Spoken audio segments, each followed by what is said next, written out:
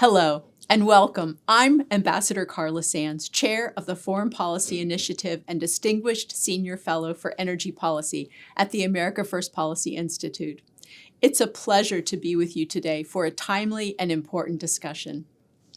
As a former U.S. ambassador to the Kingdom of Denmark, Greenland, and the Faroe Islands, and someone who's deeply committed to advancing America's national security and strategic influence, I've seen firsthand how diplomacy, bold policy, and principled leadership can shape the global order. Today, we're on the cusp of a pivotal moment in U.S. foreign policy.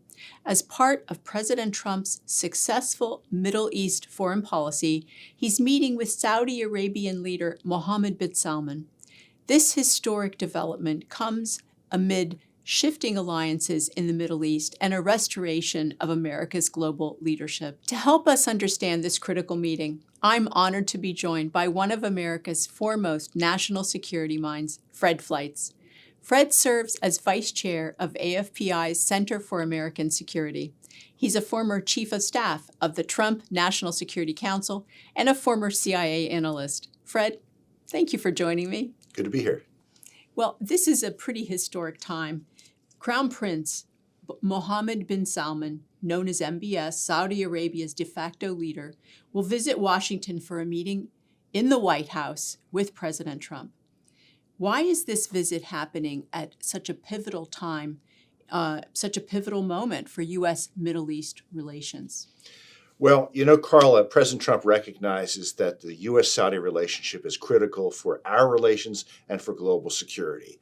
And he's not just promoting this relationship, he's repairing the damage done to it by the Biden administration. It's no accident that MBS did not visit the White House during the Biden administration. Remember, Joe Biden once referred to the Saudi royal family as a pariah.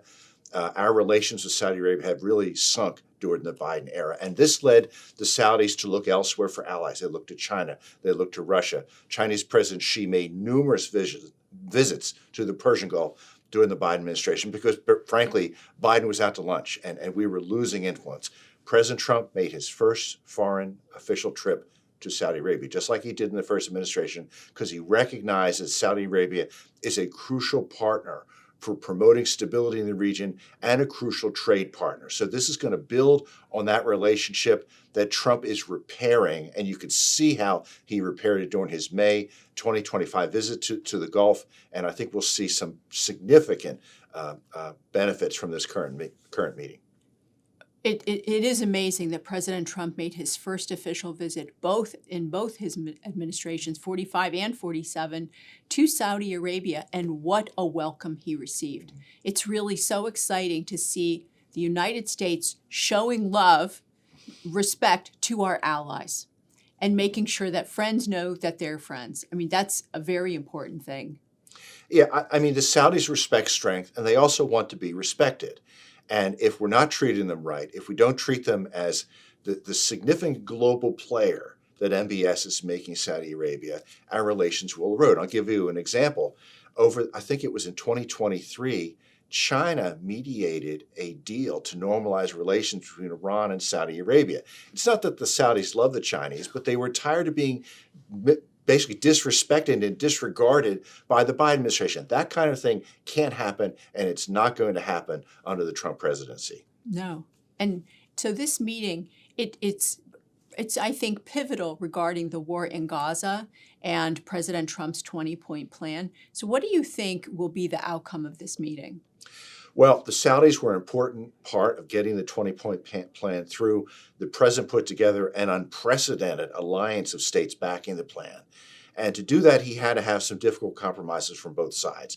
There's supposed to be a ceasefire, a full withdrawal and disarmament of Hamas forces.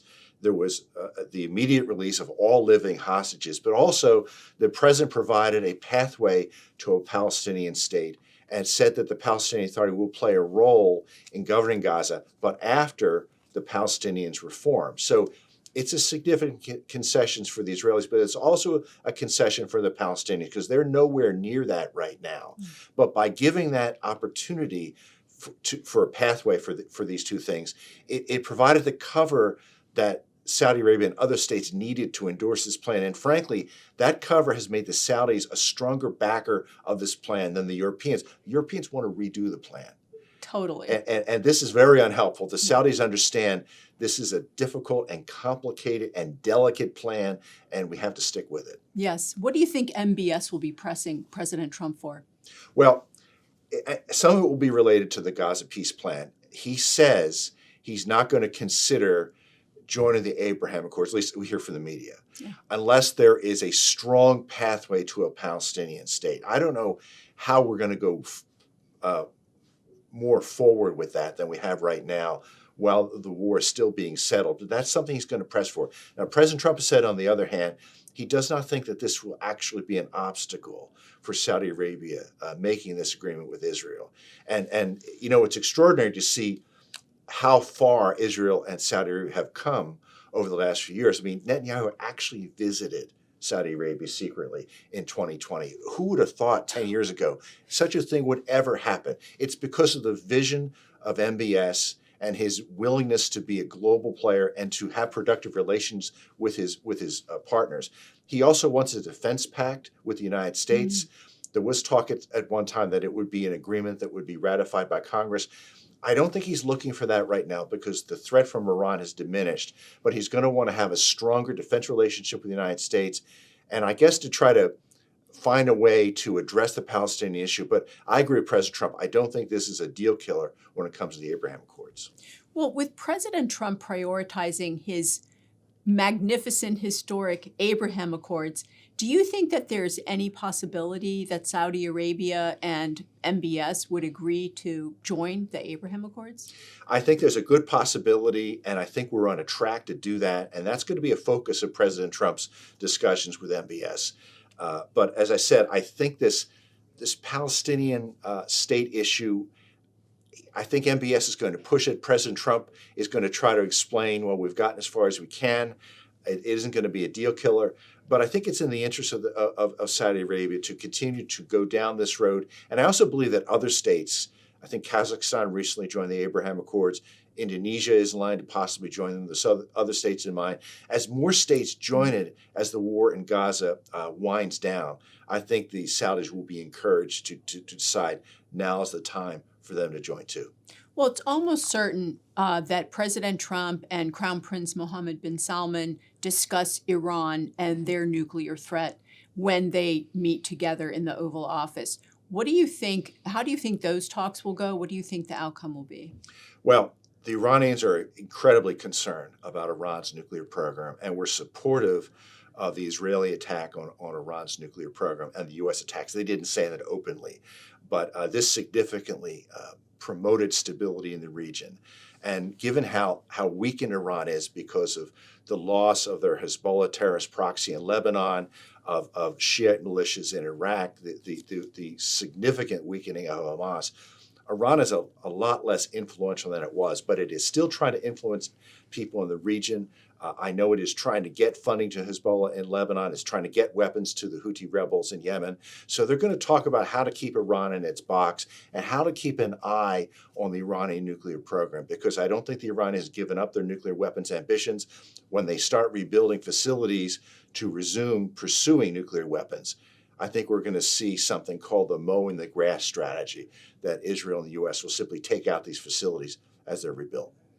That's so interesting because the mullahs have stated publicly, we are planning to continue our nuclear program. In fact, we're going to double down, right?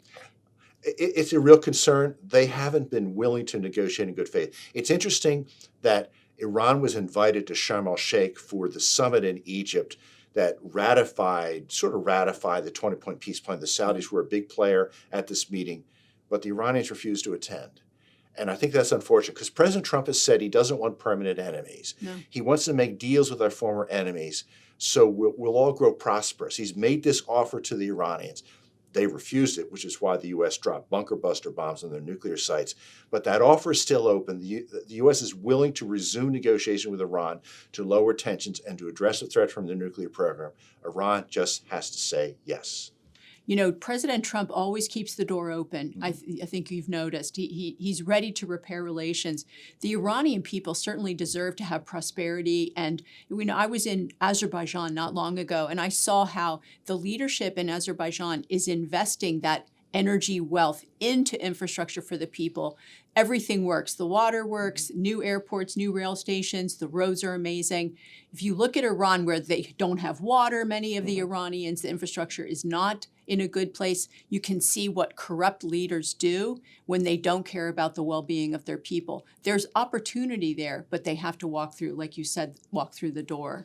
The corrupt radical theocrats in Iran don't care about their people. They have a very large young population that does not support their leadership.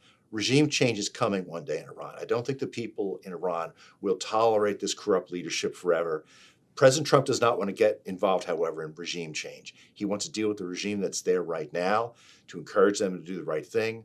But I don't think the situation in Iran is sustainable for the long term.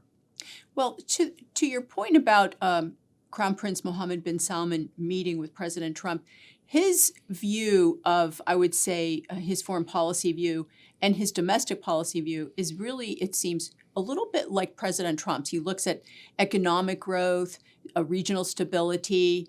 It's more transactional. How do you see that, and do you think there will be strong outcomes because of perhaps their similarities? They're similar because they're both change makers. MBS has basically changed Saudi society. Women can drive right now in Saudi Arabia. I did not know that. Yeah, this was just a few years ago. He changed this rule. He's made it much easier for women to work in the workplace. He's created opportunities for young people. There are now cultural events like concerts and other things that were just forbidden before. The society is not completely opened up, but it's significantly more open than it was. And he's making Saudi Arabia into a global player, not a player that was sort of isolated and a very conservative, oil-driven economy. It's a player that is involved in situations and deals all around the world. And the fact that he's even considering making a deal with Israel, which was impossible just 10 years ago, even 10 years ago, I think just goes to show that he's looking to the future. He's looking to make Saudi Arabia a sustainable society long after their energy is gone. I think that's quite a ways down the road. But he doesn't want this to be an oil-driven economy. He wants to have other industries, AI, other tech industries. He's bringing them to the country, so it will be a global player. I'm reading about all of the tech that they're bringing, and the fact that he's diversifying their economy so quickly is really, it's a good example for our other allies who haven't diversified their economies. It's so important. It's so key. And I think that they're hosting the World Expo in, I think, 5 years. They'll be the host. This year it was in Japan. So that's going to be an exciting time too. I hope to go. Anyway, Fred, this was wonderful to talk about this historic visit. Is there anything you want to leave our viewers with before we say goodbye? This is such an important relationship. I think that the king and the president really are close friends. I think they're going to have a very productive relationship, and this is good for both nations. We need Saudi Arabia as a key partner to promote stability in the region and for economic relationships. And if we don't do this, we know the Chinese are going to swoop in. They'll strike these relationships at our expense. President Trump realizes that, and I think, frankly, he's going to freeze the Chinese out. From your lips to God's ears. Thank you very much for joining us today. Here from the AFPI studios, I'm Carla Sands with Fred Fleitz, and we hope you have a great rest of the day.